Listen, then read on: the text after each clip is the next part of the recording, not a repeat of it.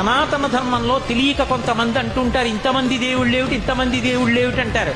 ఇంతమంది దేవుళ్ళు కాదు, ఇంతమందిగా ఉన్న దేవుడు. నేనే పరబ్రహ్మను కురుశ్రేష్ఠ, నేనే సత్యాన్ని, జ్ఞానాన్ని, ధర్మాన్ని.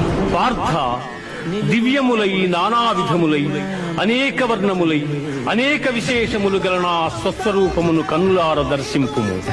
కేవా ఎల్ల దేవతలు, ఎల్ల ప్రాణులు, బ్రహ్మాదులు, ఋషీశ్వరులు, వాసుకి మొదలుగుగా గల ఎల్ల సర్పములు నీ యందు నాకు గోచరమగుతున్నవి.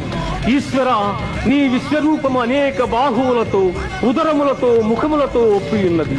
అట్లయ్యూ నీ ఆకారమున ఆద్యంత మధ్యమములను గుర్తింపజాలకున్నాను. కోరలచే భయంకరమై ప్రళయాగ్ని సమానములైన నీ ముఖములను చూచుట వలన నాకు దిక్కులు తెలియకున్నవి. కాన ప్రభో, నా యందు దయయుంచి నాకు ప్రసన్నుడవు కమ్ము. కృష్ణ, ప్రసన్నుడవు కమ్ము.